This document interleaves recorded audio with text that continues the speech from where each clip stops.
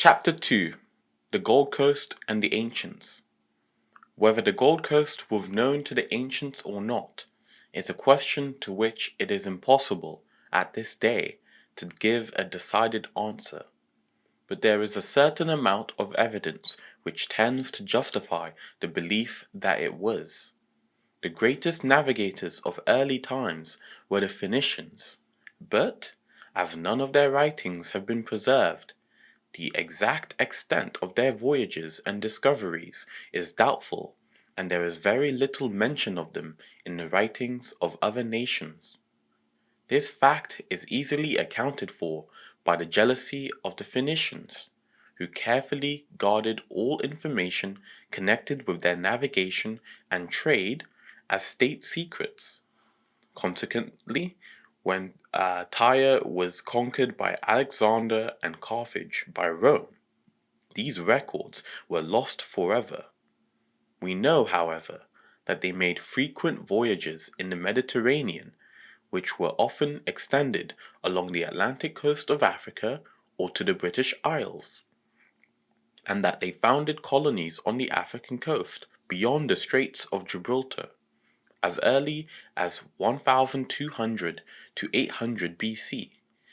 But it is quite certain that they would never have attempted such colonization of new countries until they had, by frequent voyages, become fairly well acquainted with their seas and coasts.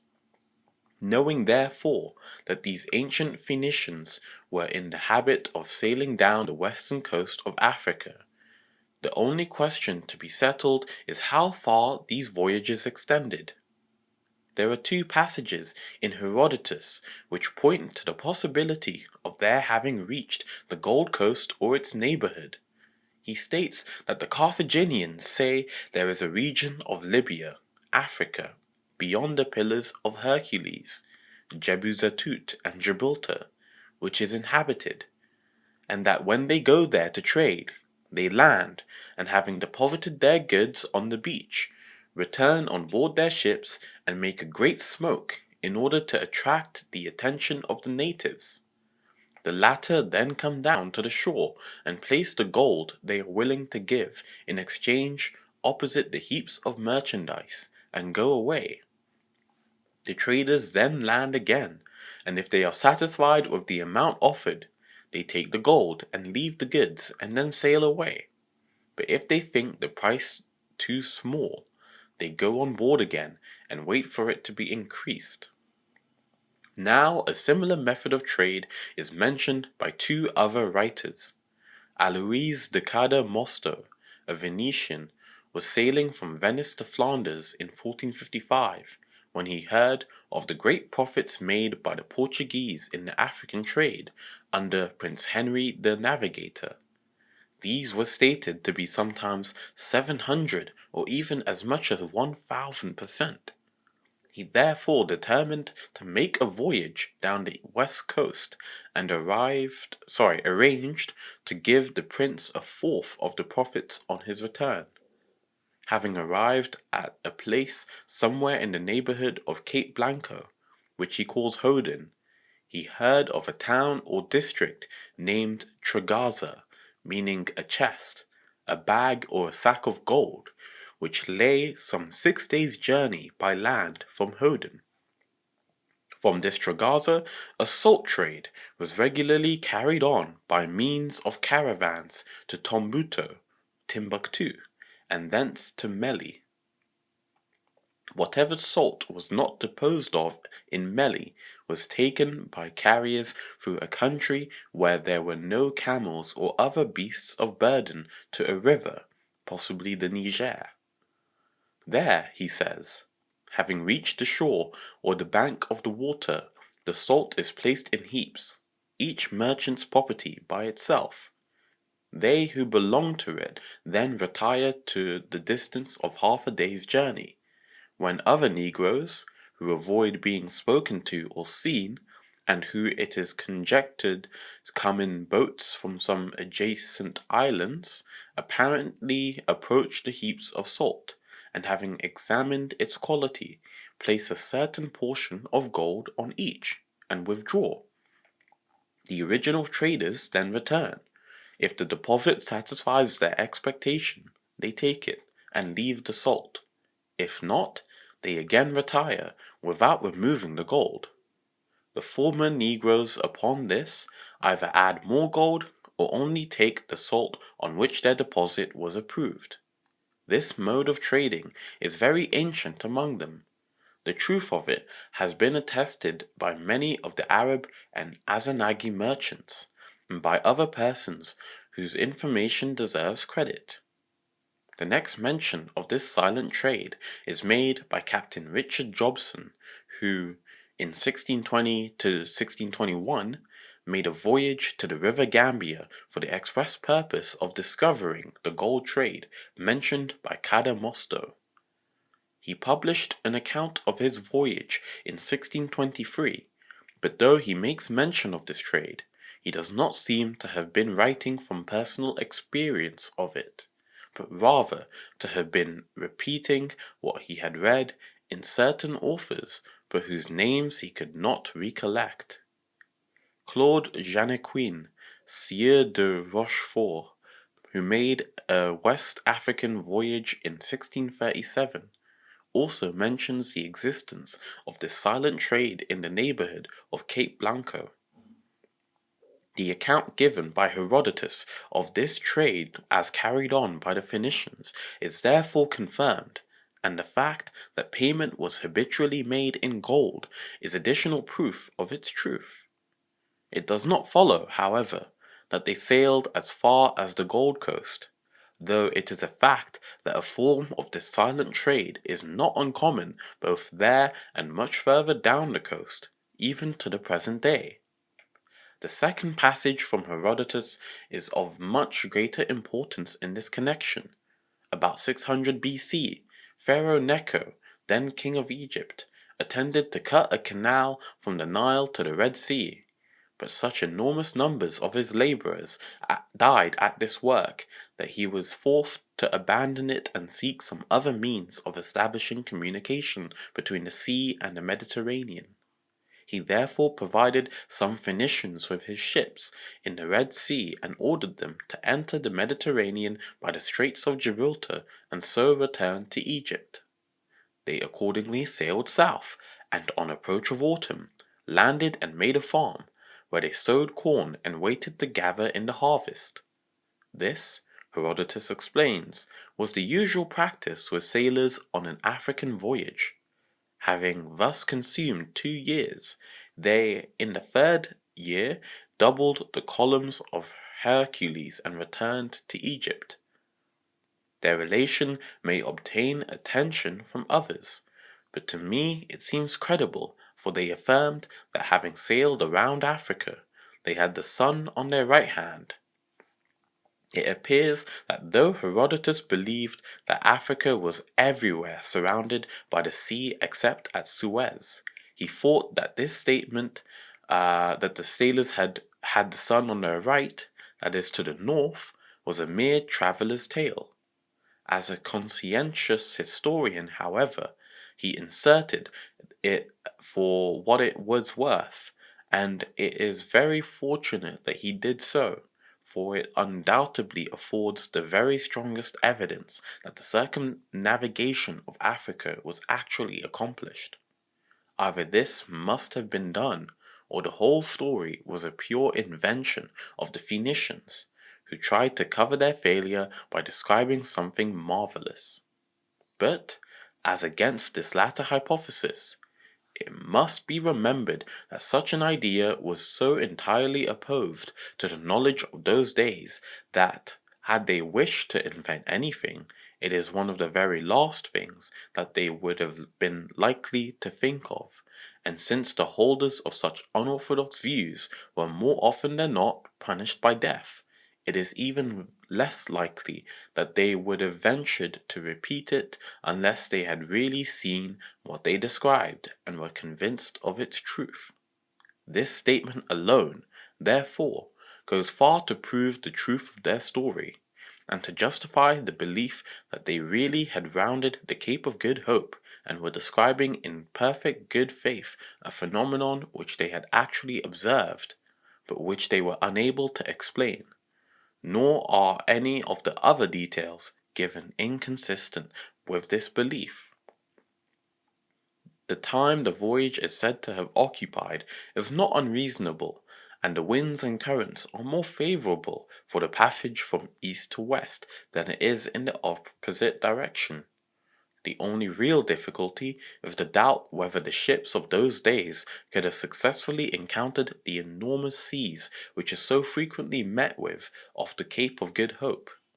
It is usual to avoid these by standing out to the south, but this was a course which the Phoenicians, coasting along in strange seas, would not have been able to adopt.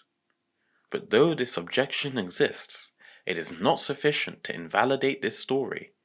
For starting with a number of ships, it would be quite reasonable to expect a proportion of them to get through, and it is known that they constantly sailed to and maintained a regular trade with the British Islands, which involved the successful navigation of the Bay of Biscay.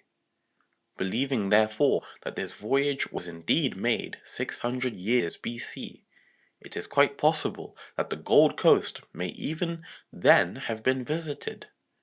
The ships of those days were small and the seas unknown, and it is safe to assume that this voyage was a coasting one, and that the ships never lost sight of land for more than a few days at a time, and then only if blown out to sea by storms.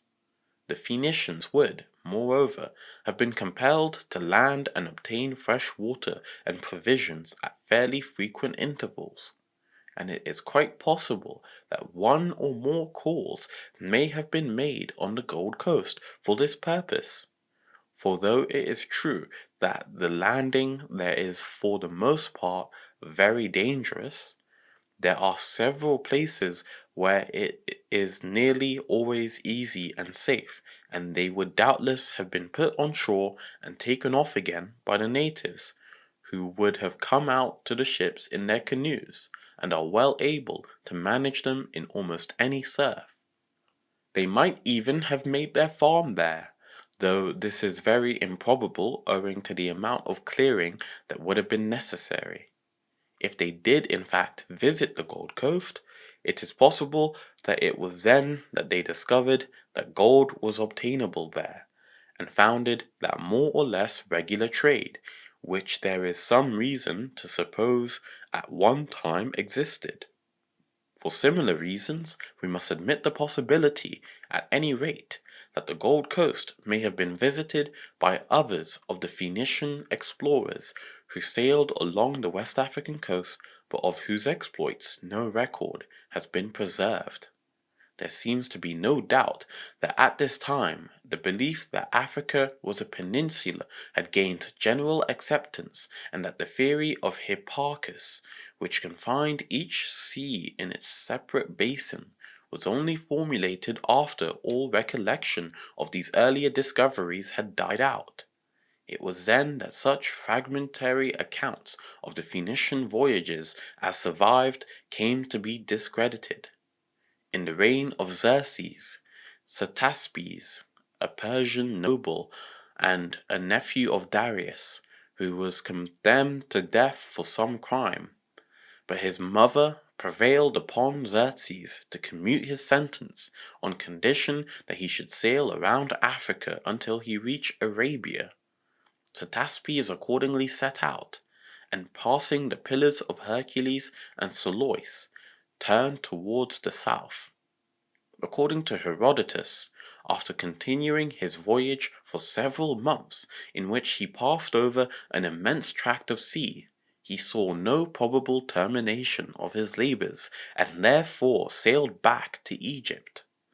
On his return to the court of Xerxes with his task uncompleted, he gave as his reason for turning back that it was impossible to make the circuit of Africa, as his vessel was totally unable to proceed. Xerxes, however, was not a man to be put off with excuses of this kind, and the original sentence was at once carried out, and the unfortunate Sataspes crucified. Antonio Galvano, writing in the 16th century, gives the date of this voyage as 485 BC, and says that Sataspes reached the Cape of Good Hope, though it is not very clear on what grounds he bases this assertion. It is true, however, that several months might have enabled him to get there, and the mountainous seas and strong currents around the Cape might well account for his statement that his vessel was totally unable to proceed. By far the most important of these ancient voyages of which we now have any record, however, is that of the Carthaginian Hanno.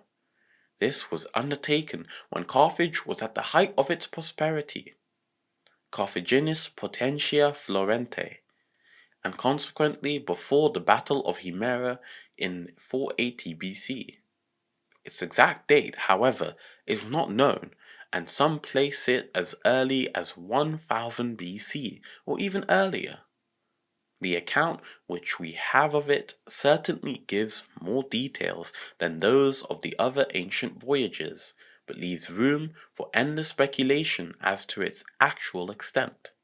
The original account was, of course, written in Punic, and the one we now have is a translation of this by a Greek at a much later date, and is apparently little more than an abstract in which many important details of time and distance have been either omitted or distorted. The dual object of this voyage was the foundation of colonies on the West African coast and the discovery of another route to India. Hanno's fleet consisted of 60 quinqueremes, large galleys with 2 masts and 5 banks of oars. One tier of these was amidships between the masts, 2 more, one above the other, before the foremast, and the other 2 were similarly arranged abaft the mainmast. The colonists, among whom were many women, numbered 30,000, and they also had on board larger quantities of provisions and other stores. The first colony was founded 2 days' sail beyond the Pillars of Hercules.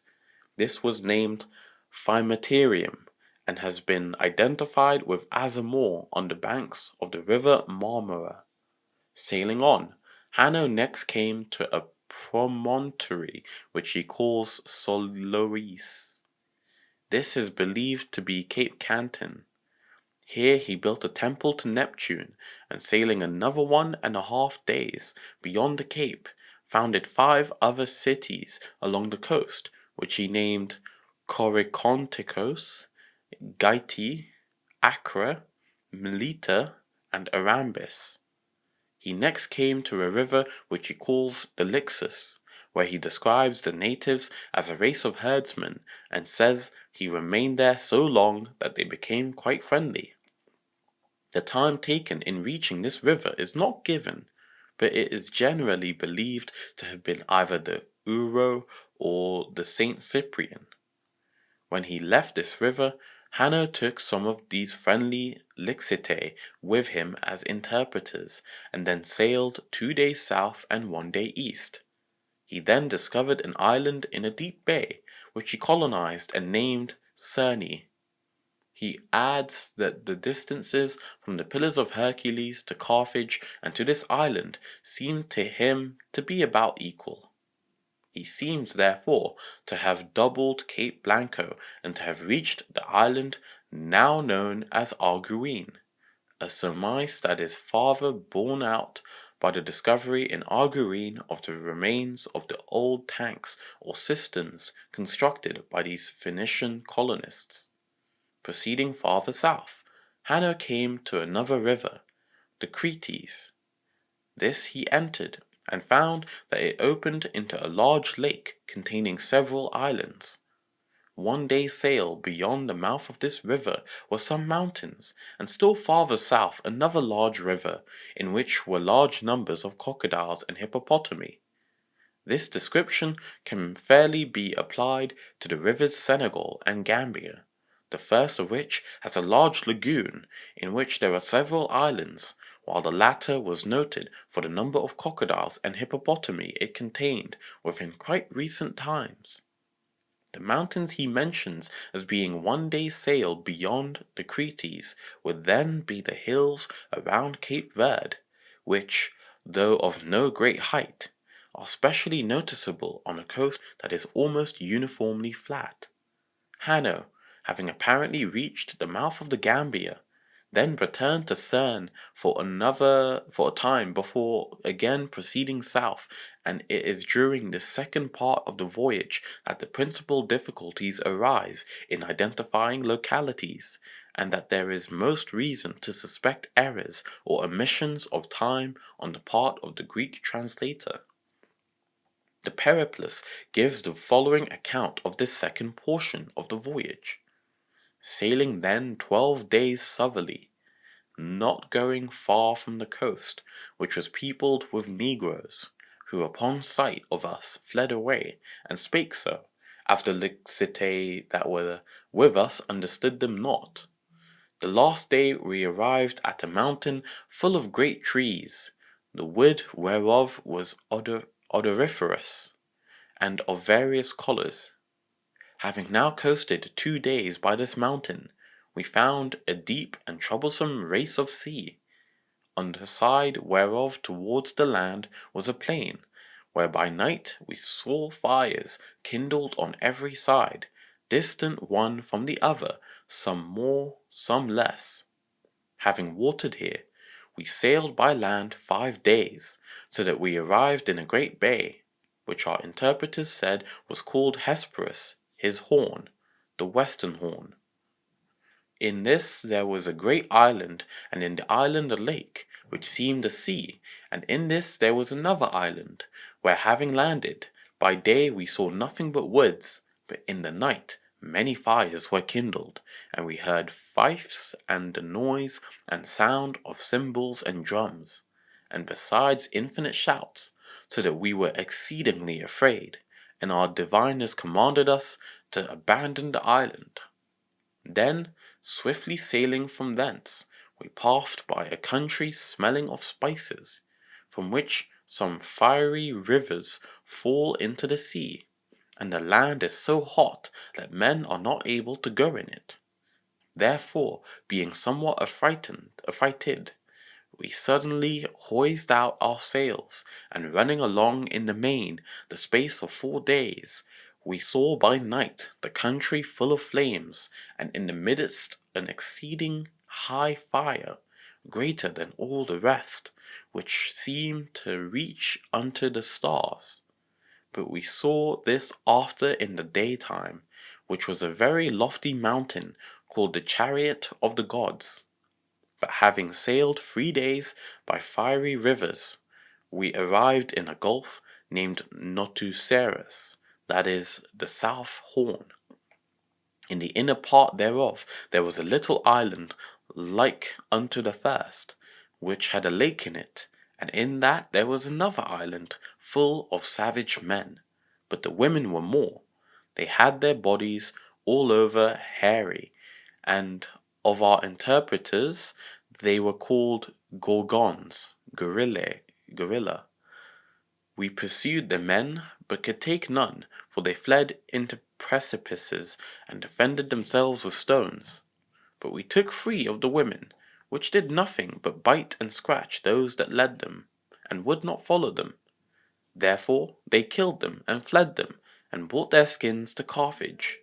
And because victuals failed us, we sailed no further. This portion of the voyage is less easy to limit than the earlier part, and various estimates of its extent and the positions of the western and southern horns have been given by different commentators. Danville says the western horn is Cape Roxo, and the southern one Cape St. Anne, or the point of Sherbro Sound. Monsieur de Bougainville, on the other hand, fixes Cape Palmas as the western and Cape Three Points as the southern horn, while Major Rennell thinks Sherbro Island with the island of the Gorilla, and practically limits the extent of the voyage to Sierra Leone. But though there were mountains here, some indeed reaching a height of 2,600 feet. They have been pronounced non-volcanic. Others again believe that Hanno reached the Gabon and Congo, while some geographers have argued that he never got beyond the Moroccan coast, and others even say he reached the Cape of Good Hope. Several of these writers had no personal acquaintance with the West African coast, but those who know it best incline to the belief that Hanno reached the Cameroons, even if he got no farther. Apart from the question of time, there are other difficulties, the chief of which seems to be to decide what Hanno himself really means by the different things he says. In the first place, there is some doubt about the meaning implied by the term horn. Much confusion seems to have arisen through some commentators having confined this term to promontories, whereas the word keras was usually applied by the Greeks to arms of the sea. A passage in Hampton's translation of Polybius shows the sense in which it was then used. In describing the current in the Bosphorus, he says, "It is once more hurried back to Asia, to the place called Bos, and lastly falling back again from Bos, it directs its course towards Byzantium, and there, breaking into eddies, a small part of it winds itself into a pool which is called the Horn." The islands mentioned in the Great Bay by the Western Horn were probably low-lying alluvial tracts, whose conformation would, in the course of centuries, be liable to very great alterations. They might even become joined to the mainland and cease to exist. The island of the Gorilla, however, seems to have been of a much more permanent character, for precipices are mentioned in it which certainly do not occur on the alluvial islands found in lagoons and river deltas. Then there is the question whether the gorgons mentioned in the Periplus were identical with the species now known as gorilla, or were in reality baboons, chimpanzees, or some large other species of ape. When the modern gorilla was discovered in 1846, it was so named because it was believed that it was the species that had been described by Hanno. The way in which the males are said to have fled up the mountains and thrown stones is very suggestive of baboons, the females of which would equally have fulfilled the conditions of biting and scratching their captors, and would, moreover, have been far more readily taken than genuine gorilla. In fact, the capture of free living and possibly full-grown specimens of the true gorilla would be an undertaking of considerable magnitude and danger even at the present day. Even assuming that these animals really were gorilla, it is quite unnecessary to conclude that the species was then confined within the same geographical limits as now. We know that many African animals were common, even within the last few centuries, in places where they would certainly never be found at the present time. Bosman, writing about 1700, describes how the tracks of thousands of antelope, elephants, and other animals were to be seen in the neighborhood of Takoradi and Sekondi, while around Axim and the river Ankobra, several elephants were killed daily. One indeed was killed close to the fort at Accra, and at least 3 at Elmina, one of them in the town itself. Elephants could not now be found within many days' march of these places, and if this change has occurred within the comparatively short space of a couple of centuries, how much more may the distribution of the gorilla have been altered during a period of between 2,000 and 3,000 years? The probability is, however, that these gorgons were merely baboons or chimpanzees. Then there is the distance travelled by the ships of those times in a day's sail to be considered. Rennell has collected several examples in his Geography of Herodotus, giving the rate of sailing of the best constructed ships of the Phoenicians, Greeks, and Egyptians. He gives 8 examples, and taking the mean of these, a day's sail works out at 37 miles. A great deal, however, must depend upon winds and currents, and Hanno would naturally have had to regulate the speed of his whole fleet by that of his slowest vessel, so that it is impossible to draw any accurate conclusions from times alone. Moreover, great uncertainty exists whether the times given in the periplus are either complete or correct. Obviously, then, it would be very unwise to place too much reliance on them as a means of fixing localities, though, when times are given, they cannot of course be entirely disregarded.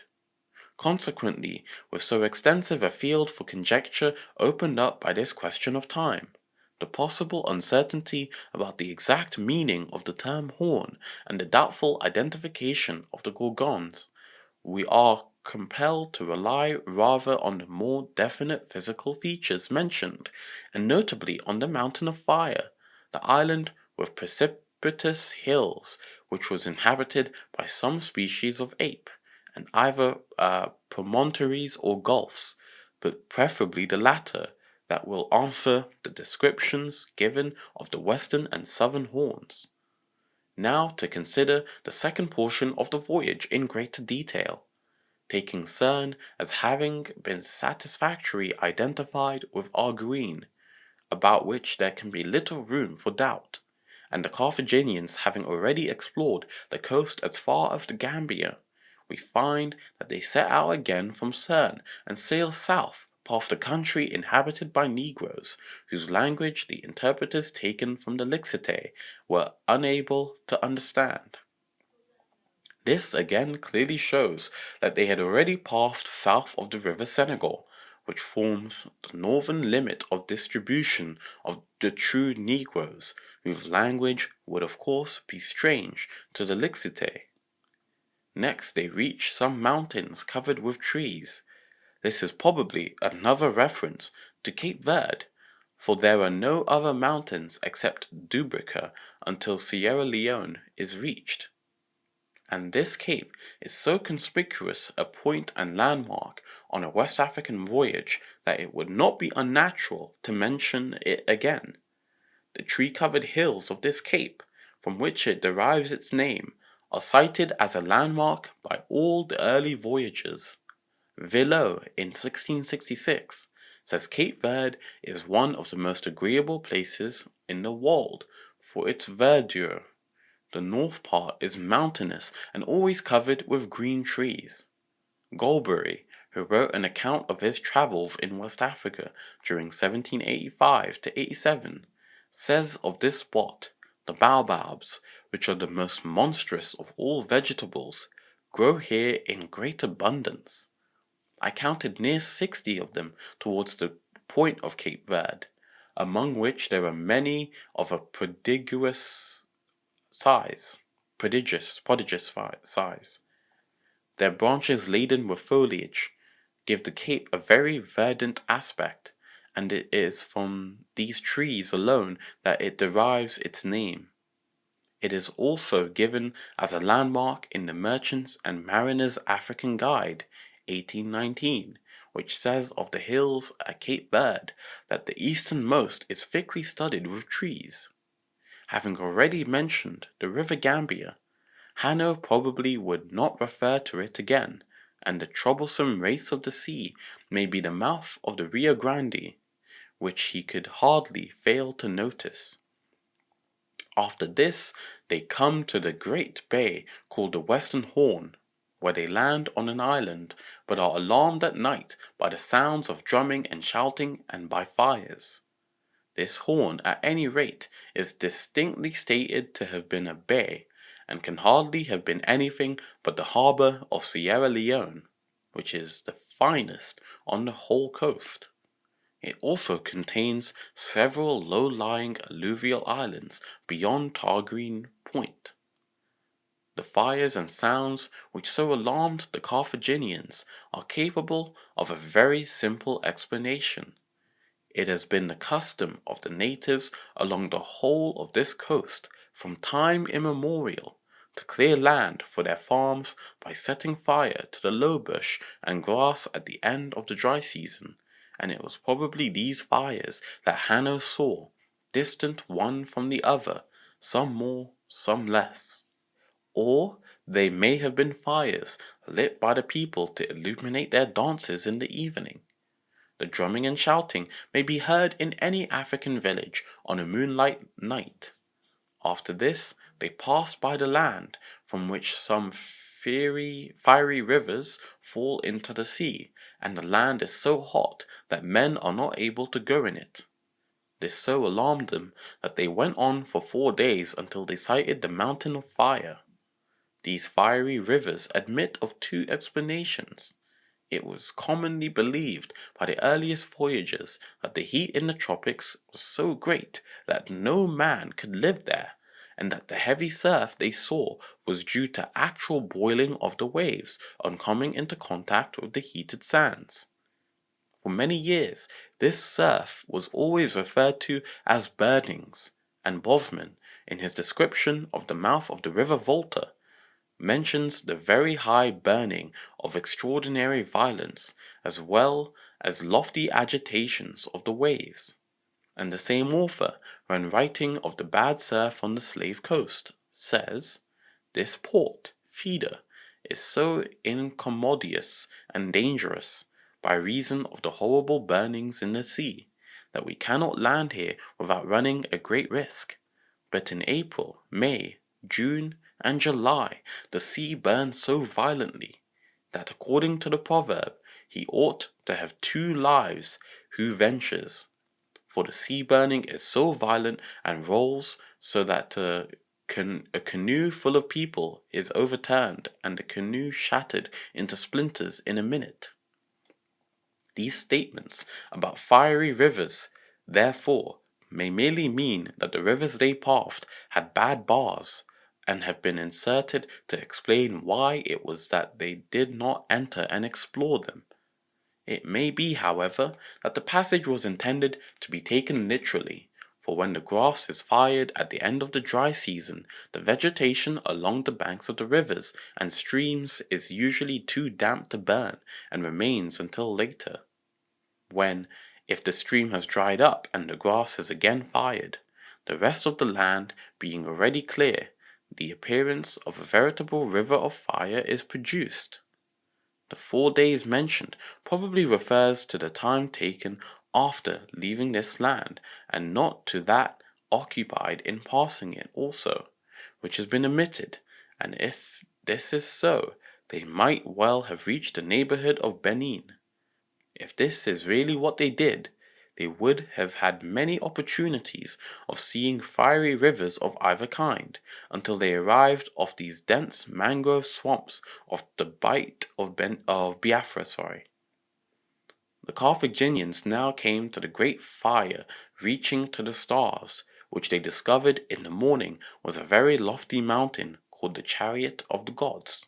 There is no mountain along the whole West African coast to which this description so aptly applies as to the Cameroon's Peak, a volcano which is not even yet extinct. And if Hanno really sighted it during an eruption at night, he may well have felt alarmed. If the name Chariot of the Gods was not given to this mountain by the Carthaginians themselves, they must have obtained it from their interpreters. But the interpreters themselves would not have been able to understand the language of the natives, and would have been forced to carry on any conversation they held with them chiefly by means of signs. Hanno, too, must, as a rule, have communicated with his interpreters in the same way, for any knowledge of their language that he had acquired must have been very limited. In this way, errors may very easily arise, and the one thing that is quite certain is that no West African used the word chariot, for they have no knowledge of such things, and even to this day do not know what wheels are, except in the coast towns or artillery stations. Even there, a Kroo boy or other African will almost invariably call a wheel the cart's foot. Now, the name borne by the Cameroon's peak at the present day is Mungo Malobe, which can be interpreted as the place or throne of thunder, or the place or throne of the gods. This mountain, therefore, coincides both in description and in name with that which Hanno passed before reaching the Southern Horn. The Southern Horn is plainly described as a gulf containing the island of the Gorgons. This island was evidently no mere sandbulk, such as might disappear in the course of a few centuries. Now, the number of really permanent islands in this part of the world is very limited, and the choice on this particular part of the coast is reduced to two, Fernando Po and Corisco. The former lies too far out to sea to have been described by Hanno as being in a gulf, but Corisco, standing in the entrance to Corisco Bay, is a rocky, wooded island with some small, precipitous cliffs along its shore and with mountains, lakes, and miniature rivers inland. In fact, it answers the description admirably. Now, there is nothing in all this voyage to show that Hanno ever landed on the Gold Coast. In fact, if its extent has been correctly estimated, he seems to have been too alarmed by the surf or bushfires that he saw even to have touched there to water his ships. The account, however, is of very great importance because it is the only one that has been handed down to us, and because, whatever its actual extent, it shows the enterprising character of the Phoenicians and proves that they had seriously turned their attention to West Africa. Their explorations were made primarily for the purpose of extending their trade, and it is quite certain that, after achieving so much as at the very lowest estimate was done by Hanno, they would have followed up this first success with further voyages, and have endeavored to open up communication and trade with the natives. They would then have received gold and ivory in exchange for their merchandise, and once they learned that these were obtainable on the coast and in very considerable quantities, nothing would have been left undone to foster and extend so profitable a trade. A very few voyages would have sufficed to show them that gold was most abundant on the Gold Coast, and the bulk of their trade would then have gone there. Therefore, though no accounts of any further voyages are now extant, it is not at all unreasonable to believe that they were made. There is, however, other evidence on the Gold Coast itself which supports this belief in an ancient trade with a maritime people. There are on the Gold Coast certain peculiar beads, locally called agri-beads, though the natives can give no meaning to the word. These beads are highly prized and commonly valued at their weight in gold. The natives assert that they find them in the ground, and it is noteworthy that they have only been found in the western part of the colony, where the best known gold-producing districts have always been, nor have they been found at any great distance inland. Their manufacture is a lost art. Many attempts have been made to counterfeit them on account of the high value set upon them by the natives, but easily detected imitations have been the only result. They are of different colors, either plain or variegated, and some have small flowers or other patterns worked on them, or an appearance of mosaic. Similar beads have been discovered in some parts of North Africa, in tombs in Thebes, and in places in India to which the Phoenicians are known to have traded. It is also known that the Phoenician city Sidon was celebrated for manufactures of this kind. They cannot have been introduced by caravans across the Sahara, or specimens would surely have been discovered farther inland, and they must therefore have been bought by maritime traders, and none more likely than the Phoenicians, who made them. The remains of bronze lamps of antique design and arranged to burn a wick floating in oil have also been found in some old, disused gold workings. Around the year 117 BC, a Greek named Eudoxus, a native of Cyzicus, sailed from Egypt to India, and on his return voyage, meeting with bad weather, was blown out of his course and driven onto the East African coast.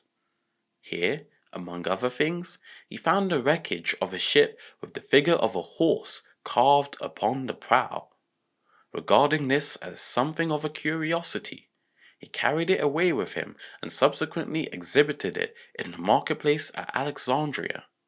Some pilots who saw it there identified it as the prow of one of the ships of the fishing fleet of Cadiz, which were all marked in this way and used to fish along the West African coast as far as the river Lycus. Having found the wreckage of a ship peculiar to western waters on the east coast of Africa, Eudoxus concluded that it must be possible to sail around that continent and determined to make the attempt. Accordingly, he went to Cadiz and fitted out one large and two small ships, in which he sailed down the west coast for some distance, but was then compelled to beach his vessels because the crews, when they found themselves entering unknown seas, refused to go any farther. He persuaded them, however, to make another start, but then found he could not refloat his largest ship. At length he contrived to build another small one of her materials and saved all her cargo.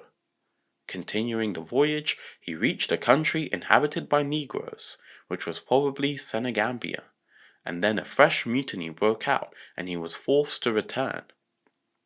This failure, however, was not sufficient to extinguish his ambition.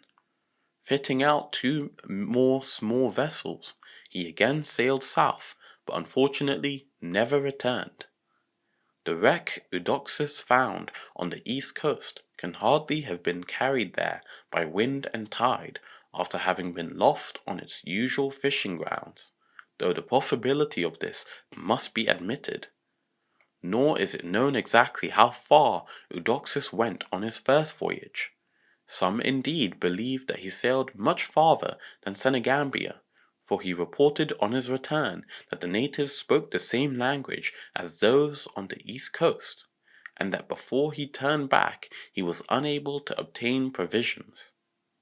The language common on to the east and west coasts at the present day is Bantu, which would not now be met with north of the Cameroons.